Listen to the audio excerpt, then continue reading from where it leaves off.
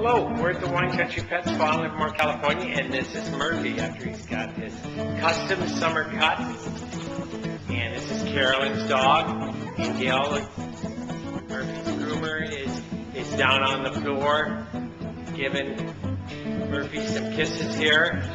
And he's all cleaned up and ready to go for the summer. We're in August 2009, and he's just enjoyed his summer clip at the Wine Country Pet Spa in Livermore, California. Look at that, he's cute, isn't he? Yeah. So bye to everybody here from the Wine Country Pet Spa in Livermore, California. Bye, Murphy. Bye.